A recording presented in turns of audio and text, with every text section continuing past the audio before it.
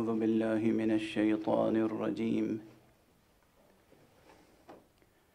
بسم الله الرحمن الرحيم. الحمد لله رب العالمين، والصلاة والسلام على أشرف الخلائق أجمعين، سيدنا وسيد الأولين والآخرين، حبيبنا وحبيب إله العالمين، إمام المرسلين وخاتم النبيين، أبي القاسم المصطفى محمد وعلى أهل بيته الطيبين الطاهرين الهداة المهديين المعصومين المظلومين، واللعنة الدائمة على أعداء الحق والدين. أما بعد، فقد قال الله تعالى عز اسمه في محكم كتابه ومتقن خطابه. بسم الله الرحمن الرحيم. قل لله المشرق والمغرب يهدي من يشاء إلى صراط مستقيم. صدق الله العلي العظيم. ارشاد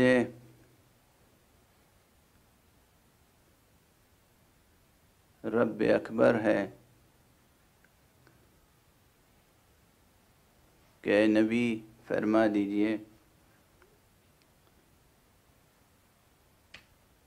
کہ اسی اللہ کے لیے مشرق بھی ہے اور مغرب بھی.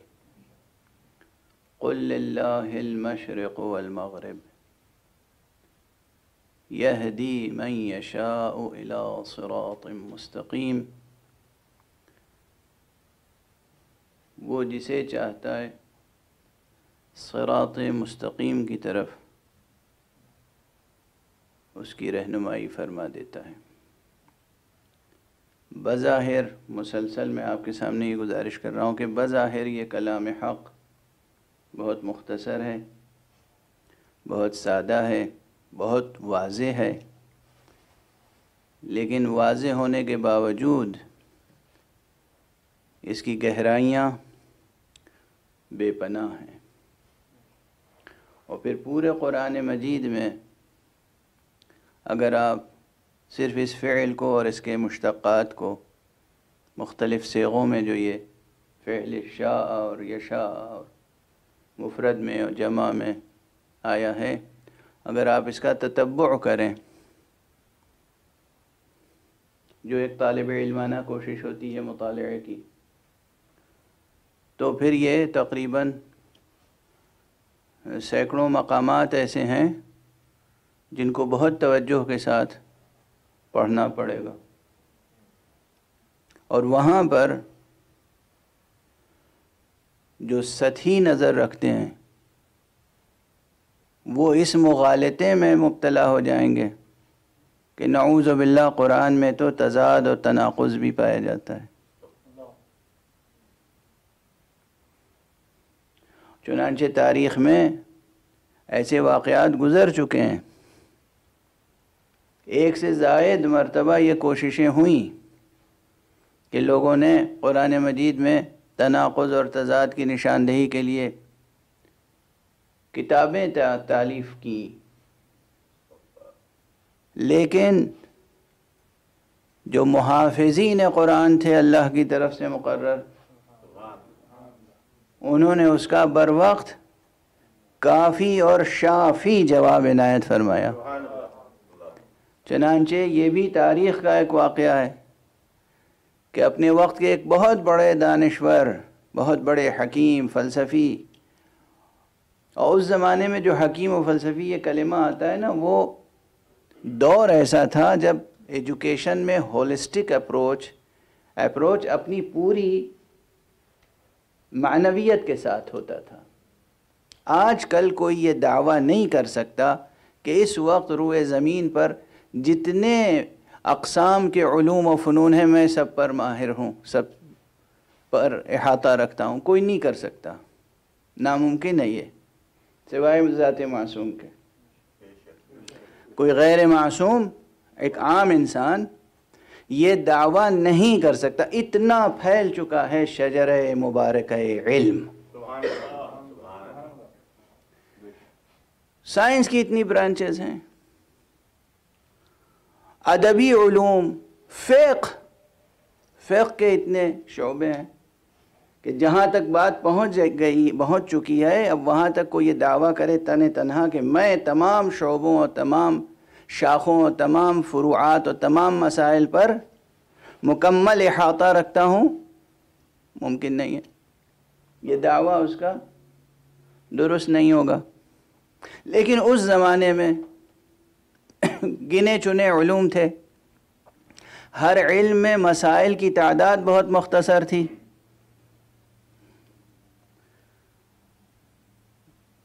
تو ایک ہولسٹک اپروچ ہوتا تھا. اپنے وقت کا سب سے بڑا عالم وہی کہلاتا تھا جو رائج اس دور کے تمام علوم میں دسترس رکھتا ہو یا احاطہ رکھتا ہو. تو حضرت امام ابو محمد حسن عسکری علیہ السلام کے زمانے کا یہ مشہور واقعہ ہے کہ ایک شخص جس کا نام بعض روایتوں میں اسحاق کندی بتایا جاتا ہے کہ وہ اسحاق کندی نام کے متعدد افراد ہیں، اس لیے اشتباہ نہ ہو. جو لوگ محققین ہیں وہ بہت توجہ سے تحقیق کریں فرد اور شخص کی تعین میں. ایک سے زیادہ افراد گزرے ہیں اسحاق کندی. تو ایک شخص تھا کہ جس نے کتاب لکھنی شروع کی اس عنوان سے کہ قرآن مجید میں متناقض اور متضاد بیانات ہیں، کہیں کچھ ہے کہیں کچھ ہے، ایک آیت دوسری آیت سے ٹکراتی ہے، ایک مضمون دوسرے مضمون سے ٹکراتا ہے. اور اتنی ہیبت تھی اس کی معاشرے پر کہ کسی کی ہمت نہیں ہوتی تھی کہ جا کر اس سے مباحثہ کرے اور اس کا تخطئہ کرے، یہ کہے کہ آپ جو کچھ لکھ رہے ہیں یہ غلط ہے. تو حضرت امام حسن عسکری علیہ السلام نے اپنے ایک تلمیذ کو، اپنے ایک شاگرد کو، ایک صحابی کو آمادہ کیا اور کہا کہ جا کے تم اس کے شاگردوں میں شامل ہو جاؤ اور اس کا اعتماد حاصل کر لو. اور جب اعتماد حاصل ہو جائے تو تنہائی میں کسی وقت اس سے کہو میں نے سنا ہے کہ آپ نے اس موضوع پہ کتاب تصنیف فرمائی ہے. کہا کہ وہ ظاہر ہے وہ کہیں گے کہ ہاں، اور پھر اس سے یہ کہہ دینا کہ کیا جس آیت کا جو مفہوم آپ نے سمجھا ہے قائل کا بھی یہی مفہوم ہوگا، یہی معنی مراد متکلم ہوں گے. بس اتنی سی بات کہہ دینا. دیکھیے کبھی کبھی بہت بڑی بڑی بحثوں کا جواب ایک چھوٹا سا فقرہ ہوتا ہے، یہ یاد رکھیے، مگر دانش مند کے لیے. ورنہ مرد ناداں پر کلام نرم و نازک بے اثر.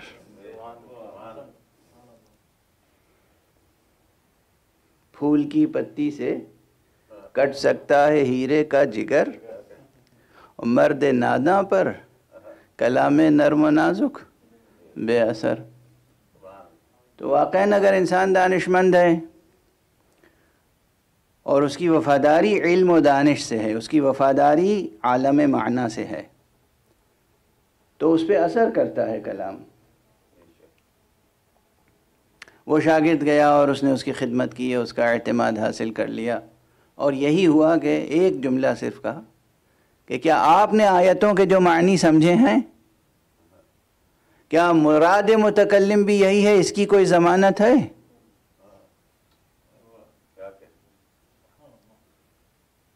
دیکھیے آپ کے لیے تو یہ بہت سامنے کی بات ہے، لیکن اس وقت پورا معاشرہ اس سے مرعوب تھا اور خود اس کو اس طرف، اس معنی کی طرف توجہ حاصل نہیں تھی. جیسے ہی یہ کہا وہ متنبہ اور متوجہ ہو گیا. اور میں یہ کہتا ہوں کہ یہ گویا انفاس قدسیہ معصوم کی تاثیر بھی تھی. اگر معصوم کا کلام دہن معصوم سے جن لفظوں میں نکلے انہی لفظوں میں منتقل کیا جائے تو اس کی تاثیر بے پناہ ہوتی ہے۔ تو جیسے ہی اس شاگرد نے ان سے یہ کہا کہ کیا آپ نے جو سمجھا ہے آپ یہ سمجھتے ہیں کہ کہنے والے کی مراد بھی یہی ہے، بس یہ جملہ کہنا تھا کہ انہوں نے اپنا وہ پورا ذخیرہ، وہ تالیف جتنی بھی ضخیم رہی ہو اسے تلف کر دیا، ضائع کر دیا، اور کہا کہ تم نے بات صحیح کہی۔ تو یہ تناقض قرآنی اور تضادات قرآنی کا جو فتنہ اس وقت پیدا ہو رہا تھا، معصوم کے ایک جملے سے فتنہ فروغ ہو گیا۔ یہ ایک واقعہ ہے، اتفاق سے یہ واقعہ میری زبان پر اس وقت آ گیا۔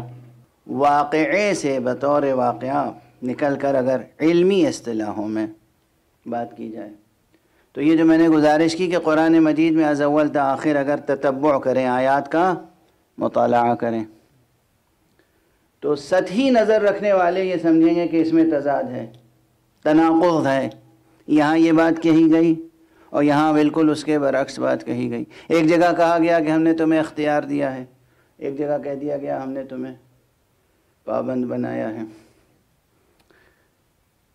علمی حل کیا ہے اس کا؟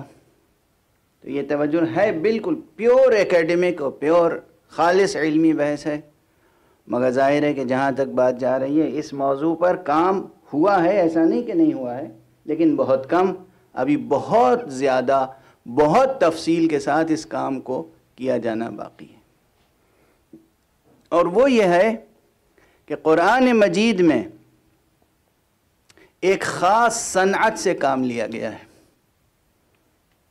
یوں تو قرآن مجید میں صنعتیں بہت زیادہ ہیں، صنعت سے مراد کیا ہے آپ حضرات سمجھ رہے ہوں گے، کلام کی تزئین کے لیے، کلام کو مؤثر بنانے کے لیے اور اس کو سجانے کے لیے کبھی کبھی کچھ صنعتیں کام میں لائی جاتی ہیں۔ یہ صنعتیں دو قسم کی ہیں، کچھ لفظی صنعتیں ہیں، کچھ معنوی صنعتیں ہیں۔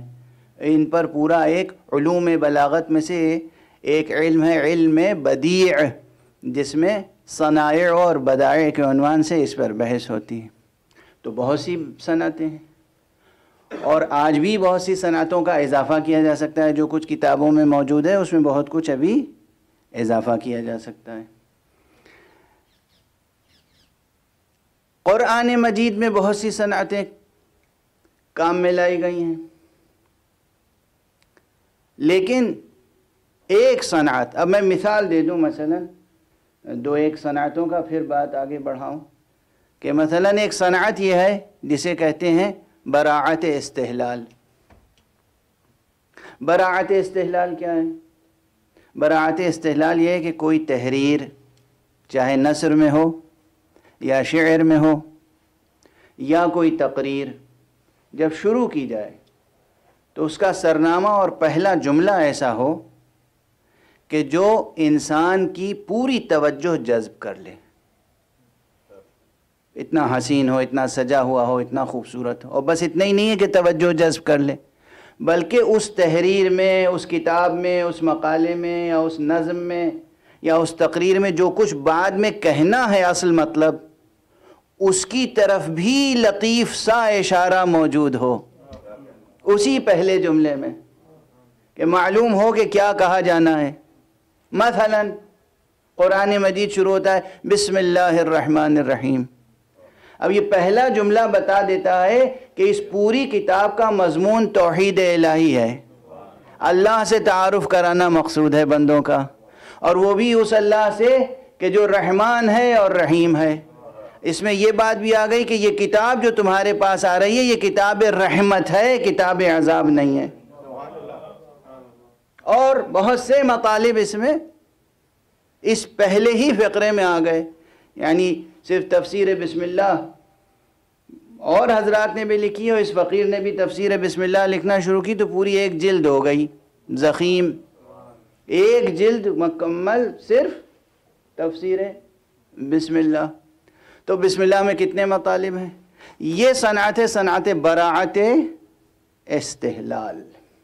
اب ایسے ہی برسبیل تذکرہ ایک مثال اور دے دوں کہ جس طرح آغاز میں، شروع میں صنعت براعت استحلال، اسی طرح حسن تخلص بھی ایک صنعت ہے، یعنی جہاں کلام ختم ہو رہا ہو وہ آخری جملہ یا آخری شعر، آخری مصرع ایسا ہو کہ جو ذہن اور دل میں جگہ بنا کے رہ جائے. قاری یا سامع جو پڑھنے والا ہے، جو سننے والا ہے، اس کے دل و دماغ پہ نقش ہو جائے. تو اگر پہلا جملہ بھی مؤثر ہے اور آخری جملہ بھی مؤثر ہے تو پھر متکلم کی محنت کبھی ضائع نہیں ہوگی، محفوظ رہے گی.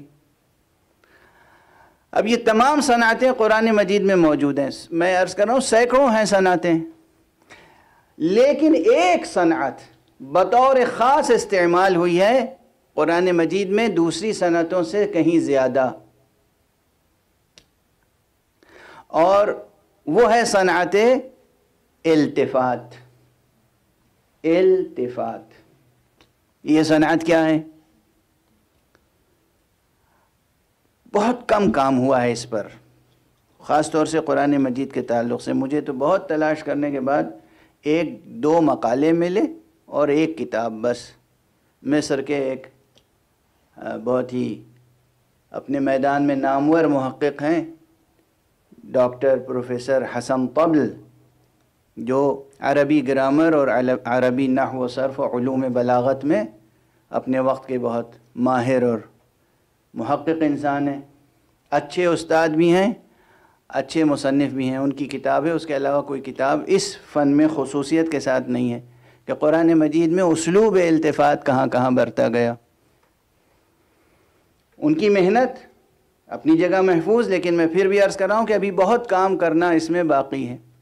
لغوی اعتبار سے، ظاہری اعتبار سے ہماری زبان میں بھی اور عربی میں بھی اتفاق سے التفات کے معنی متحد ہیں. التفات کے معنی ہے کسی کی طرف توجہ کرنا. جیسے میں اس طرف رخ کر کے گفتگو کر رہا ہوں اور پھر میں اپنا رخ ادھر موڑوں اور ان کی طرف التفات ہو، تو جب رخ موڑا اور توجہ کی کسی ایک کی طرف تو یہ ہوا التفات. کسی کی طرف توجہ کرنا، اچھی طرح توجہ کرنا، یہ ہے حسن التفات. اب التفات زبان کی سطح پہ کیا ہے؟ قرآن مجید میں یہ صنعت، یہ اسلوب بہت برتا گیا ہے، اور بعض حضرات نے، بعض ماہرین نے جو کلاسیکل ہیں، انہوں نے اپنی کتابوں میں صنعت التفات کی ڈیفینیشن یہ دی ہے، تعریف یہ دی ہے کہ نقل الکلام من حالت الى حالت اخرى مطلقہ. نقل کلام ایک حالت سے دوسری حالت کی طرف. نقل الکلام من حالت الى حالت اخرى مطلقہ. اب یہ مطلقہ کس لیے آیا؟ اور یہ سب تو مکتبی بحث ہے، مدرسے کی بحث ہے. میں جو گزارش کر رہا ہوں وہ کیا، اس کی مثال دے دوں آپ کو. لوگ یہ دیکھتے ہیں کہ کلام میں پہلے ضمیر کیا آئی مثلا، اور اس کے بعد ضمیر اس سے مختلف آئی، تو اگر ضمیر مختلف ہو گئی تو یہ التفات ہے. یعنی پہلے غائب کی ضمیر تھی، پھر حاضر کی ضمیر آ گئی، حاضر کی ضمیر تھی، پھر غائب کی ضمیر آ گئی. یا صیغوں میں التفات، واحد کا صیغہ تھا پھر جمع کا صیغہ آ گیا، جمع کا صیغہ تھا پھر واحد کا صیغہ آ گیا، تو بدل گیا نا. اب میں مثال عرض کروں، کسی سے کہوں تو کہہ کر گفتگو کروں، اور اس کے بعد ایک دم سے میں آپ کہہ کر گفتگو کروں، تو اگرچہ یہ کلام اگر ریکارڈ کر لیا گیا تو دو ہی احتمال ہیں، یا یہ سمجھے کوئی کہ انہیں گفتگو کی تمیز نہیں ہے، اور یا یہ سمجھے کہ بھئی لکھنے والے نے لکھ لیا ایک تسلسل سے، جب تو کہہ کر خطاب کیا تھا تو کسی اور سے خطاب کیا ہوگا، جب آپ کہہ کے خطاب کیا تو کسی اور سے خطاب کیا ہوگا. یقیناً وہ کوئی بچہ رہا ہوگا، یا کوئی غلام رہا ہوگا، نوکر رہا ہوگا، یا کوئی بہت ہی پیار سے خطاب کیا ہوگا. یہ جسے آپ کہہ کے خطاب کیا یہ کوئی بڑا رہا ہوگا، بزرگ رہا ہوگا، محترم رہا ہوگا. بہرحال سیاق کلام میں ضمیریں اگر بدل جائیں یا صیغے بدل جائیں تو یہ تسلیم کرنا پڑے گا کہ روح سخن تبدیل ہو گیا. سورہ مبارک حمد آپ حضرات روزانہ نماز میں ماشاءاللہ تلاوت کرتے ہوں گے، اور رکعتوں کے علاوہ تلاوت کرتے ہوں گے. تو سورہ مبارک حمد میں بھی صنعت التفات موجود ہے۔ آغاز ہوتا ہے بسم اللہ الرحمن الرحیم، تو اب یہ معلوم ہوتا ہے کہ کسی اللہ الرحمن الرحیم کا تذکرہ ہے، لیکن حاضر نہیں ہے، وہ غائب ہے۔ الحمدللہ رب العالمین، تمام تعریفیں ہیں رب العالمین کے لیے۔ تو اب یہ گویا ہے تذکرہ لیکن غائب ہے۔ الرحمن الرحیم مالک یوم الدین، یہاں تک تو کسی غائب کا تذکرہ ہوا مثلا، اس کے بعد ایک دم سے تذکرہ ایاک نعبد و ایاک نستعین۔ اب یہ حضور ہے، جیسے سامنے ایک حقیقت ہے اور اس سے خطاب ہو رہا ہے، بس تیری ہی عبادت کرتے ہیں ہم، اور بس تجھی سے مدد چاہتے ہیں۔ تو اب یہ غائب نہیں ہے، اب یہ حقیقت سامنے ہے، واضح ہے۔ تو ایک دم سے غائب سے بات حضور میں آ گئی، یہ ہے التفات، یہ ہے التفات کی ایک مثال۔ اس طرح قرآن مجید میں بہت سی مثالیں ملیں گی، بہت سی مثالیں ملیں گی بکثرت۔ یعنی خود اہل فن نے کہا ہے کہ قرآن مجید میں اسلوب التفات دوسرے تمام صنائع اور اسالیب سے کہیں زیادہ ہے۔ یہاں ایک راز بھی ہے، یہی سبب ہے کہ قرآن مجید الواح پر لکھی ہوئی کوئی عبارت نہیں ہے۔ قرآن مجید تو حقیقتاً محبوب اور حبیب کے درمیان گفتگو ہے، گفتگو ہے۔ عاشق و معشوق کے درمیان گفتگو ہے، مرسل اور مرسل کے درمیان گفتگو ہے، اس خدا یکتا اور اس بندہ یکتا کے درمیان گفتگو ہے، اللہ اور محمد صلی اللہ علیہ وآلہ وسلم۔ اور گفتگو ایسی ہے جس میں حیات و کائنات کے تمام مسائل زیر بحث آئے ہیں۔ یہ جو حیات و کائنات کے تمام مسائل زیر بحث آئے ہیں، تو ایک تو ہے گفتگو لکھی ہوئی، نثر نہیں ہے، یہ آرٹیکولیٹڈ پروز نہیں ہے، اور یہ پوئٹری بھی نہیں ہے۔ تو عام پروز اور عام پوئٹری کے جو معیار ہیں، اس کے جو اصول ہیں، ضوابط ہیں، گرامر ہے، اس سے حل ہونے والی بات نہیں ہے یہاں، واضح ہے۔ اور آپ دیکھیں گے کہ اگر مجمع بیٹھا ہوا ہے اس وقت تو ایک خاص موضوع پہ ایک خاص نقطہ نظر سے میں گفتگو کر رہا ہوں، لیکن آپ تصور کیجئے کہ ایک مجلس ہو ایسی جس میں کہ سب سے خطاب کر رہا ہوں اور کرنے والا ایک شخص ہے، تو کبھی ان سے توجہ کر کے گفتگو کی، کبھی ان سے توجہ کر کے گفتگو کی، کبھی ان سے۔ اگر بیچ میں ایک پردہ پڑا ہوا ہو، پردے کے ادھر سے جو گفتگو سن رہا ہے وہ آسانی سے یہ تمیز نہیں کر سکتا کہ کس وقت کون سا خطاب کس سے کیا گیا۔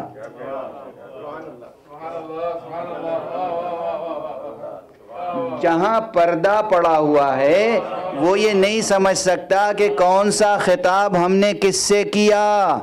وہ اگر ہمدرد ہوگا تو ہماری باتوں پر عمل کرے گا اتنا جتنا سمجھ میں آئے گا، جتنا سمجھ میں نہیں آئے گا وہ دل سے اور آنکھوں سے لگا کے رکھے گا، رد نہیں کرے گا۔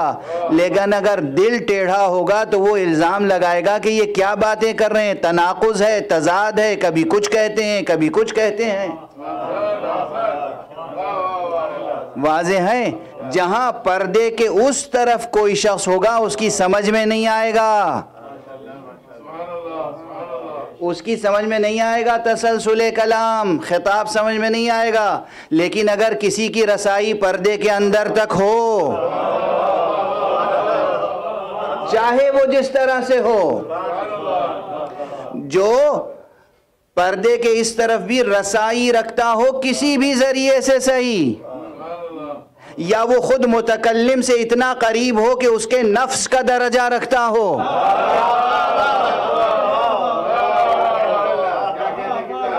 میں گفتگو کر رہا ہوں نا، تو کوئی پردے کے ادھر بھی ہو لیکن وہ آ کر پھر مجھ سے براہ راست مطلب دریافت کر لے کہ آپ کے کہنے کا مقصد یہ تھا، کبھی آپ نے یہ کہا، کبھی آپ نے یہ کہا تو وہ اور میں اسے سمجھا دوں کہ بھئی یہ کلام تو جناب مولانا عدنان سے خطاب تھا، اور یہ جو گفتگو کی یہ جناب مولانا علی عباس صاحب سے خطاب تھا، یہ جو گفتگو تھی وہ جناب ظفر صاحب سے تھی، اب اس کے علم میں ہے، تضاد نہیں ہے، تناقض نہیں ہے، مطالب میں ٹکراؤ نہیں ہے، جس کے متعلق بات ہے وہ اس کے متعلق بالکل درست ہے۔ اور فرمایا اب کسی تضاد کا اور تناقض کا موقع یہاں پر نہیں ہوگا، نشاندہی نہیں کی جا سکی تھی۔ یہی ہے وہ مصحف جو امیر المؤمنین علی ابن ابی طالب علیہ السلام نے مرتب کیا تھا۔ قرآن یہی تھا، قرآن یہی ہے، مگر وہاں ہر التفات میں روح سخن جدھر تھا وہ بھی درج کر دیا گیا تھا۔ وہ بھی اس لیے درج کیا تھا کہ قرآن اترا تھا محمد پر، لیکن علی نفس محمد تھے، علی نفس محمد ہیں، اور نفس محمد ہونے کے ساتھ ساتھ یعنی کلام حق کا اتر رہا ہے کس پر؟ محمد پر، بے شک محمد پر۔ اولاً خود علی کی فراست، ذہانت، علمیت اس درجے پر ہے، اور صفائے نفس اس درجے پر ہے خود ذاتاً کہ وہ فرماتے ہیں کہ میں نور وحی کو دیکھتا تھا اور خوشبو نبوت کو سونگھتا تھا۔ اور پھر قرآن کہہ رہا ہے کہ یہ بمنزلہ نفس مصطفیٰ ہیں، تو جو بمنزلہ نفس مصطفیٰ ہو اسے سینہ بسینہ، دہن بدہن، براہ راست وہ علم حاصل ہوگا۔ اس لیے ہر آیت میں، ہر صیغے میں، ہر فعل میں فاعل کون ہے اور مفعول کون ہے اور مراد کون ہے، اور یہ ضمیر اس کا مرجع کیا ہے، یہ سوائے علی ابن ابی طالب کے اور کوئی اس پر کمال کے درجے تک فائز نہیں ہو سکتا۔ اس لیے جتنے التفات کے مواقع ہیں وہ بس یہ بتائے گا جسے قدرت کا حسن التفات حاصل ہے۔ تو اگر وہ قرآن، اگر وہ نسخہ قبول کر لیا جاتا دربار سیاست میں تو کوئی اختلاف نہ ہوتا، نہ تناقض، نہ تضاد، نہ دین میں اختلاف، نہ اعتقاد میں اختلاف، نہ فروع میں اختلاف، نہ اصول میں اختلاف۔ اب چونکہ وہ نسخہ نہیں قبول کیا گیا تو اب تو پردہ تو پڑا ہوا ہے، حجاب تو ہے، ہم سب کے سب پوری امت ادھر حجاب پڑا ہوا ہے، نہ جانے کتنے حجابات ہیں، حجابات نور۔ تو ہمیں تو نہیں معلوم کہ عاشق و معشوق کے درمیان، مرسل اور مرسل کے درمیان کیا کیا گفتگو ہوئی اور کب روح سخن کس کی طرف تھا، ہمیں تو نہیں معلوم۔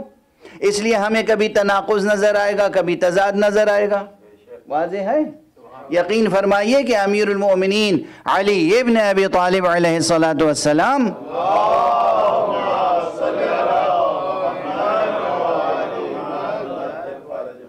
کس لیے بار بار فرماتے تھے سلونی سلونی قبل ان تفقدونی، مجھ سے پوچھ لو مجھ سے قبل اس کے کہ میں تمہارے درمیان نہ رہ جاؤں، مجھ سے قرآن مجید کی ایک ایک آیت کے متعلق پوچھ لو، میں جانتا ہوں کب نازل ہوئی، کہاں نازل ہوئی، کس کے بارے میں نازل ہوئی، اس میں حکم کیا ہے، اس میں معارف کیا ہے۔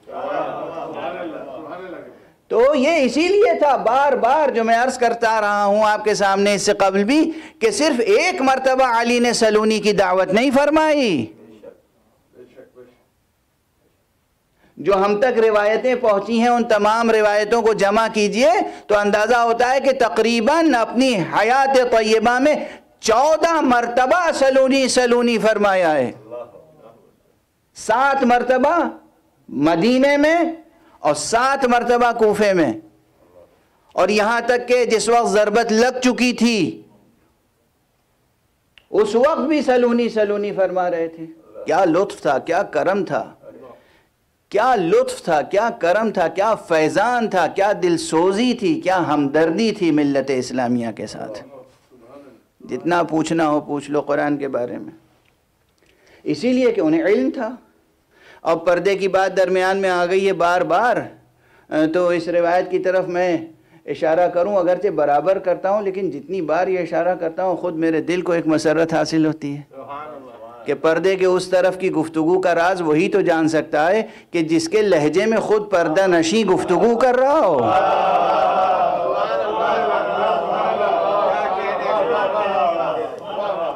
اس سے بڑھ کر کون جانتا ہوگا؟ یہ تو حدیث مبارک نبوی ہے کہ جب لوگوں نے پوچھا کہ یا رسول اللہ جب آپ معراج پر تشریف لے گئے تو اللہ سبحانہ و تعالیٰ سے گفتگو ہوئی، بتائیے کس زبان میں گفتگو ہوئی؟ تو فرمایا ہے کہ خاطبنی ربی بلغت علی ابن ابی طالب، میرے رب نے مجھ سے گفتگو کی ہے علی ابن ابی طالب کی زبان میں۔ تو خلاصہ گفتگو یہ کہ قرآن مجید میں اسلوب التفات بہت برتا گیا، کبھی ضمیریں، کبھی صیغے، اور بار بار روئے سخن بدلتا ہے۔ لیکن یہ جو روئے سخن بدلتا ہے اگر اس کو نہ سمجھے کوئی تو سمجھے گا تناقض ہے، اور سمجھ لے گا تو پھر تناقض نہیں ہے۔ اب یہ جو بات کہی گئی قرآن مجید میں مشیت کے تعلق سے، ایک مشیت رب ہے اور ایک انسان کا ارادہ ہے، لیکن قرآن مجید میں دو مقامات پر تو بہت واضح طریقے سے کہا گیا، اور باقی بھی اس کے علاوہ مقامات ہیں۔ کہا گیا وَمَا تَشَاءُونَ إِلَّا أَن يَشَاءَ اللَّهُ، تم تو کچھ نہیں چاہتے بس وہی چاہتے ہو جو اللہ چاہتا ہے۔ اس آیت کو حوالے کے طور پر لا کر لوگ یہ ثابت کرنا چاہتے ہیں کہ تمام افراد بشر، تمام انسانوں کا ارادہ جو ہے وہ مشیت الہیہ کے ساتھ مربوط ہے۔ ہر شخص کا ارادہ، چاہے وہ اچھے ارادے کرتا ہو اور چاہے وہ برے ارادے کرتا ہو، یعنی نعوذ باللہ اگر کوئی گناہ کا ارادہ کر رہا ہے تو گویا حق سبحانہ و تعالیٰ ارادہ فرما رہا ہے کہ یہ برائی کرے، اور اس طرح ایک پورا نظام فکر مرتب کیا گیا، اور انسان سرکش نے اپنے دامن کا ہر داغ دھو کر سارے الزام و اتہام حق پر ڈال دیے۔ یہ ہیں موحد، یہ ہیں عاشقان خدا، یہ ہیں موحد، یہ ہیں سجدہ گزاران حق، یہ ہیں عاشقان اللہ۔ نعوذ باللہ، نعوذ باللہ۔ خاص طور سے اس مکتب کو، اس مفہوم کو اہمیت دی طواغیت وقت نے، اپنے اپنے وقت کے جو جابر، ظالم، سرکش حکمراں تھے، انہوں نے اس مکتب کو، مکتب جبر کو تقویت دی کہ ہم جو کچھ بھی کر رہے ہیں اللہ کی مشیت یہی ہے۔ دلیل اللہ تو خود ہی فرماتا ہے وَمَا تَشَاءُونَ إِلَّا أَن يَشَاءَ اللَّهُ، تم کچھ نہیں کر سکتے، تم کچھ نہیں چاہتے مگر وہی چاہتے ہو جو اللہ چاہتا ہے۔ آپ دیکھیں گے کہ اس آیت کا حوالہ دے دے کر تفسیروں میں اور علم کلام میں اور اعتقاد کی کتابوں میں کیا کیا کچھ لکھا گیا، بیان کیا گیا، اور یہ راسخ نظریہ بن گیا، اور آج تک بہت سے لوگ یہ راسخ نظریہ لیے ہوئے ہیں۔ اب میں بس اتنی سی بات عرض کروں کہ صنعت التفات اگر توجہ رہے تو بس یہ توجہ رکھیے گا کہ انسانوں میں مراتب ہیں، ہر انسان ایک مرتبے کا نہیں ہے۔ میں چھوٹی سی مثال عرض کر دوں، بہت چھوٹی سی، کہ یہ ایک چھوٹا سا ادارہ ہے جہاں اس وقت یہ مجلس ہو رہی ہے۔ اس ادارے کا جو مسئول ہے، جو بھی مدیر ہے، جو بھی مینیجر ہے، مینیج کرتا ہے تمام معاملات کو، تو اب ماشاءاللہ اس ملک میں کتنے لوگ ہیں؟ بہت۔ اس شہر میں کتنے حضرات ہیں؟ وہ بھی بہت ہیں۔ اب مینجمنٹ کی جو مجبوریاں ہیں، مشکلات ہیں، اس سے سب لوگ برابر سے واقف نہیں ہیں۔ کچھ لوگ کچھ واقفیت رکھتے ہیں، کچھ لوگ بالکل واقفیت نہیں رکھتے، کچھ لوگ اتنے قریب ہیں مینیجر کے کہ وہ ہر بات، ہر نزاکت کو سمجھتے ہیں، اور قبل اس کے کہ کچھ کہے یہ مینیجر ان سے وہ وہی کرتے ہیں جو یہ چاہتا ہے کہ وہ کریں۔ واضح ہے؟ بس اب اتنی سی مثال ذہن میں رکھ لیجئے، کیونکہ مثال بہت واضح ہے، میں نہیں سمجھتا کہ بہت الجھی ہوئی مثال ہے۔ اب حق کا کلام ہے، ایک مثال اس سے قبل دے دوں کہ حق سبحانہ و تعالیٰ یہ چاہتا ہے کہ انسانی معاشرہ بلند ہو، انسانی معاشرے میں گناہ نہ ہو، انسانی معاشرہ ایسا ہو کہ مردوں اور عورتوں کی قدریں، ویلیوز، اخلاقیات محفوظ رہیں۔ اللہ سبحانہ و تعالیٰ یہ چاہتا ہے کہ بیویاں گھر میں محفوظ رہیں، جو عورتوں کے کام ہیں وہ عورتیں کریں، جو مردوں کے کام ہیں وہ مرد کریں۔ اجنبی کے سامنے زیب و زینت کر کے عورتیں نہ آئیں، زیب و زینت کریں تو اپنے شوہروں کے لیے کریں، نمازیں پڑھیں، روزے رکھیں، اپنے وقار کو باقی رکھیں۔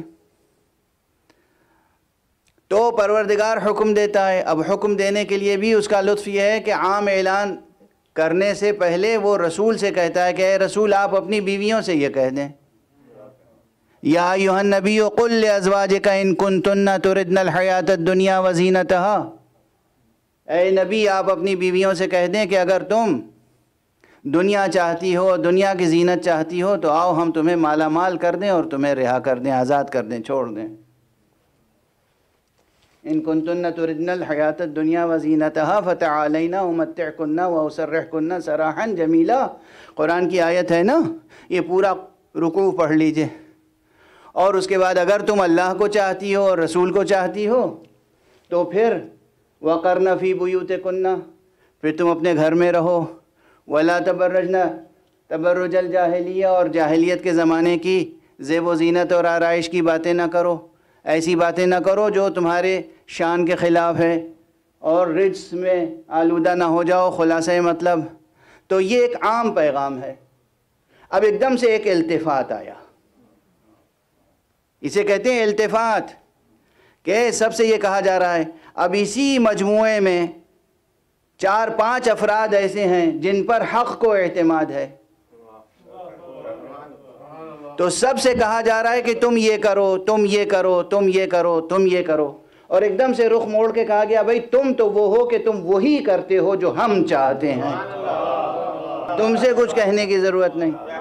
تو سب کو حکم دیا جا رہا ہے تم یہ کرو، تم یہ کرو، تم یہ کرو، ایک لسٹ ہے پوری، اور ایک مجموعے کے لیے یہ التفات ہے، واضح التفات ہے کہ اور یعنی اور سے کہا جا رہا ہے تم کرو، اور یہاں التفات یہ ہے ایک مخصوص دائرے کے لیے کہ انما یرید اللہ لیذھب عنکم الرجس اہل البیت ویطہرکم تطہیرا، یعنی وہاں کیا کہا گیا؟ یا ایھا النبی قل لازواجک ان کنتن تردن، اسی لفظ ارادہ تردن، اگر آپ یہ چاہتی ہیں تو ایسا کریں، آپ یہ چاہتی ہیں تو ایسا کریں، آپ یہ چاہتی ہیں تو ایسا کریں۔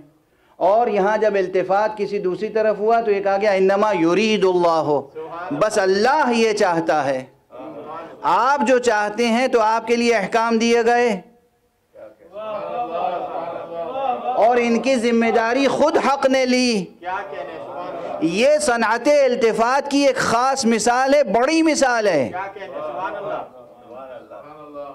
یہ ایک بڑی مثال ہے، اور مفہوم کے اعتبار سے جو مثال ہے عملاً نظر آتی ہے کہ جن کی ذمہ داری اللہ نے لی تھی ان سے کبھی کوئی ایسا عمل صادر نہیں ہوا جس پہ اعتراض کیا جا سکے، اور جن کو پابند کیا گیا تھا ان سے ایسے ایسے اعمال ظاہر ہوئے کہ توبہ کرنی پڑی، اور یہ بھی معلوم نہیں کہ توبہ قبول ہوئی یا نہیں ہوئی۔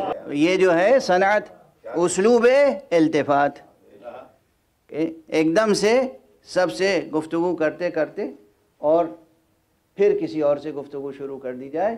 یہ ہمارے محاوروں میں بھی ہوتا ہے، یہ ہمارے محاورے میں بھی ہوتا ہے۔ اب کوئی باپ ہے فیملی میں کھڑا ہو کے بات کر رہا ہے، ایک بیٹا ہے بہت لائق اور وہ ہر بات سمجھتا ہے، ذہین ہے، اور باقی چھوٹے نادان بچے ہیں وہ نہیں سمجھتے ہیں، تو وہ جو چھوٹے نادان بچوں سے گفتگو کرتے کرتے ایک دم سے بڑے بیٹے کی طرف توجہ کرے گا تو التفات، روئے سخن تبدیل ہو جائے گا، روئے سخن تبدیل ہو جائے گا۔ اب وہ پورے سلسلہ کلام کو ایک ہی معنی پہنا دیجئے تو کوئی معنی بنیں گے؟ کوئی معنی نہیں بنیں گے۔ اور اگر صنعت التفات اور روئے سخن کا خیال کیا جائے گا تو معنی محفوظ رہیں گے، نہ تناقض ہوگا نہ تضاد۔ تو یہی صورتحال ارادے اور مشیت میں ہے کہ عام خطاب کچھ اور ہے، یہ کچھ مخصوص افراد ہیں جو اتنا بلند ذوق رکھتے ہیں اور ایسی نسبت رکھتے ہیں حق سبحانہ و تعالی سے کہ جو واقعاً حقیقتاً جو وہ چاہتا ہے وہی یہ کرتے ہیں، وہی یہ چاہتے ہیں۔ اور اسی لیے اللہ تو فرماتا ہے کہ وَمَا تَشَاءُونَ إِلَّا أَن يَشَاءَ اللَّهُ، تم نہیں چاہتے مگر وہ جو اللہ چاہتا ہے۔ لیکن یہ جب خطاب کرتے ہیں تو کہتے ہیں رضا اللہ رضانا اہل البیت، اللہ کی جو رضا ہے وہی ہم اہل بیت کی رضا ہے۔ یہ بات مشیت سے آگے بڑھ گئی۔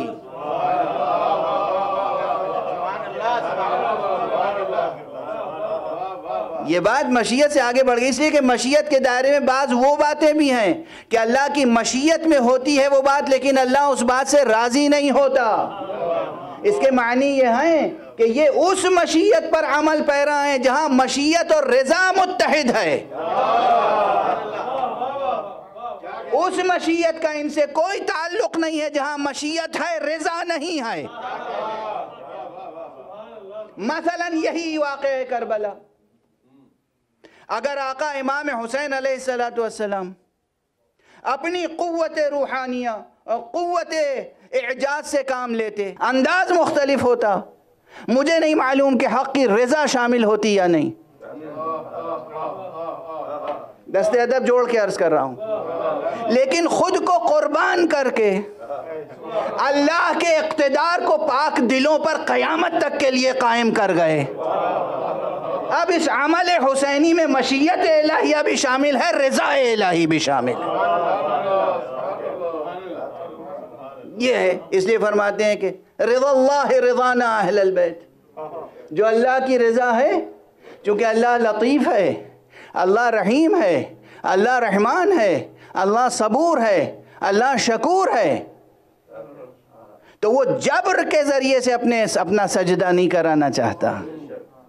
وہ نہیں چاہتا کہ حسین تلوار چلائیں اور پوری دنیا کو بزور تلوار مسخر کر کے ان سے کلمہ لا الہ الا اللہ پڑھوائیں۔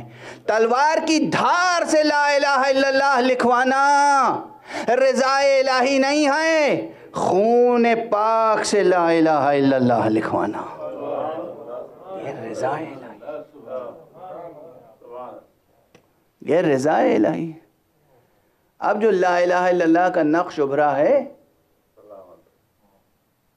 جو میں کل عرض کر رہا تھا کہ جبین وجود پر جو لا الہ الا اللہ ہے، جو متن حیات پر لا الہ الا اللہ ہے، جو پاک دلوں میں لا الہ الا اللہ، یہ حسین کی قربانیوں کا نتیجہ ہے۔ بس گفتگو تمام، وقت محدود تھا اور ظاہر ہے کہ میری صحت بھی ساتھ نہیں دے رہی ہے، گفتگو کر رہا ہوں آپ کے سامنے، لیکن جس سرعت کے ساتھ بہت سے مطالب کہہ سکتا تھا وہ نہیں کہہ سکا، تو انشاءاللہ اب جو چند مجلسیں رہ گئی ہیں اس میں تکمیل بحث کرنے کی کوشش کروں گا، لیکن آج آپ سب منتظر ہیں کہ آقا حسن کے اس فرزند پر گریہ کریں کہ جس فرزند کا ظاہری حسن یہ تھا کہ دشمن کی نگاہ میں، عدو کی نگاہ میں بھی وہ چاند کی طرح حسین تھا۔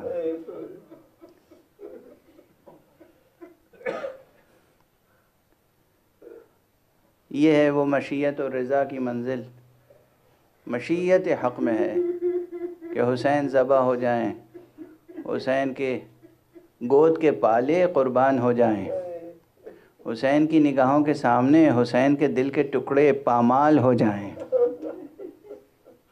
یہ مشیت ہے، یہ رضا ہے، اس میں رضا الہی ہے، اور رضا الہی ہے تو بس حسین بھی راضی برضا رب ہیں۔ ہاں یہ ضرور ہے کہ ظاہری طور پر جو بشری تقاضے ہیں وہ تڑپاتے ہیں، چنانچہ روایتوں میں ہے کہ جب حضرت قاسم ابن الحسن اپنے ماموں اپنے چچا سے جدا ہونے کے لیے آئے رخصت آخر کے لیے، تو امام حسین علیہ السلام نے سینے سے لگایا اور اتنا گریہ کیا کہ غشی طاری ہو گئی حسین پر بھی اور قاسم پر بھی، امام پر بھی غشی طاری ہو گئی بظاہر جو روایتوں میں ہے، اور اس کی تعویل اور وہ سب اپنے اپنے مقامات پر ہے۔ امام حسین علیہ السلام اگر یہ روایتیں بہرحال اتنا مسلم ہے کہ امام نے بہت گریہ فرمایا۔ چند مواقع ہیں کربلا میں جب امام حسین نے بے پناہ گریہ کیا ہے۔ حسین نے، صابر حسین، شجاع حسین، عظیم حسین، عزیز حسین، سبط رسول حسین، انسان کامل حسین، قیامت تک آنے والے انسانوں کا مرشد کامل حسین، امام حسین۔ امام حسین نے اس بچے کو امام حسن کی شہادت کے بعد سے خود پالا تھا۔ امام حسن علیہ السلام کی شہادت کے بعد امام کے تمام بچوں کو امام حسین نے براہ راست اپنی کفالت میں لے لیا تھا اور سب کو پالا تھا۔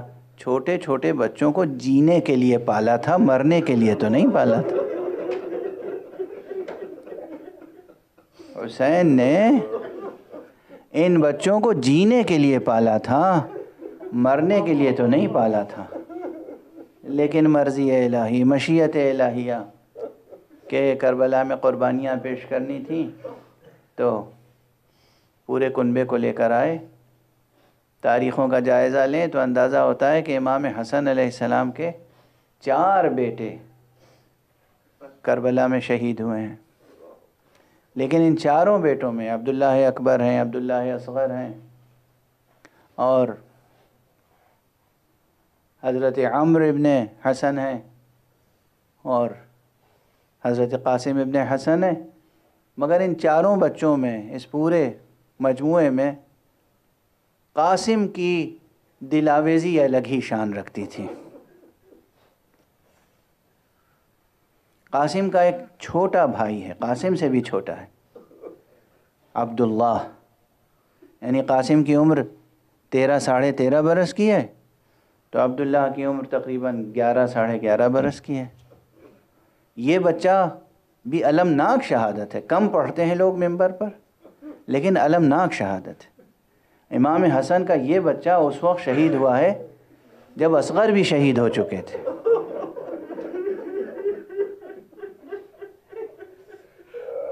جب آقا امام حسین گھوڑے سے زمین پر تشریف لے آئے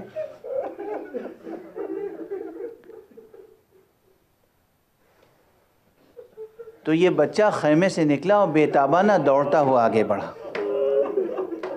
عبداللہ ابن حسن، عبداللہ اصغر، جناب قاسم کے چھوٹے بھائی، اور دیکھا کہ کوئی شقی ہے جو چچا پر تلوار اٹھائے ہوئے، یعنی کوئی چاہتا ہے کہ تلوار سے امام حسین پر، سر مبارک پر حملہ کرے۔ یہ بچہ دوڑ کے گیا اور اس نے، بچہ ہے 11 برس کا بچہ، اس نے اپنے ہاتھ چچا کے سر پہ اس طرح سے رکھ دی۔ اس شقی نے ہاتھ پر اس طرح تلوار ماری کہ پورا ہاتھ کٹ گیا اور صرف جلد کا تعلق باقی رہا۔ بچے کی زبان سے فریاد بلند ہوئی، چچا میرا ہاتھ قلم ہو گیا، میرا ہاتھ کٹ گیا۔ آقا امام حسین نے بچے کو سینے سے لگا لیا۔ اب امام حسین تشریف فرما ہے اور یہ قاسم کا چھوٹا بھائی امام کی گود میں ہے، سینے سے لگا ہوا بیٹھا۔ عمر سعد سے یہ بھی دیکھا نہ گیا اور پھر حرملہ سے کہا، حرملہ نے ایک تیر سے نشانہ لیا اور وہ تیر بچے کے سینے کو چھیدتا ہوا حسین کے سینے میں پیوست ہو۔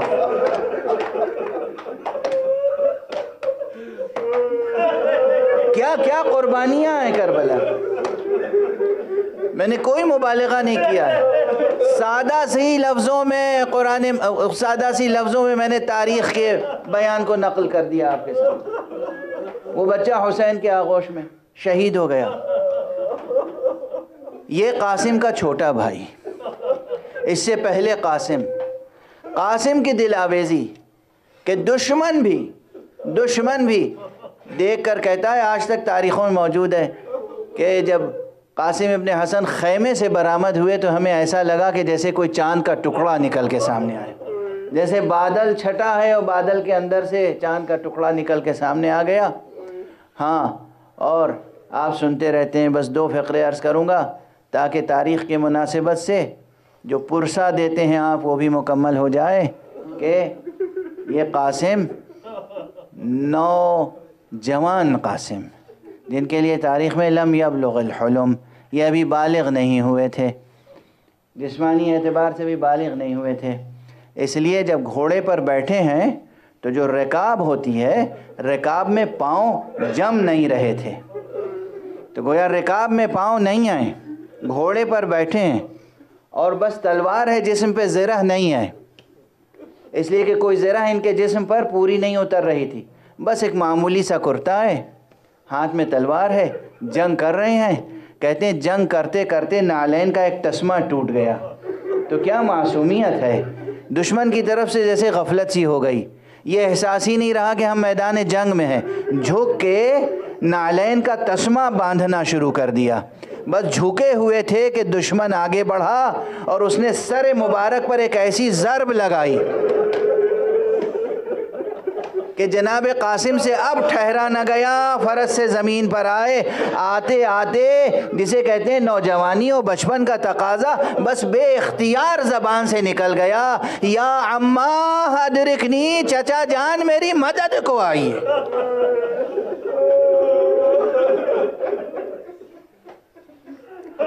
آقا حسین تشریف لائے، اور جب تشریف لائے تو دیکھا کہ کوئی شقی ہے جو قاسم کا سر قلم کرنا چاہتا ہے، آقا نے اس پر حملہ کیا۔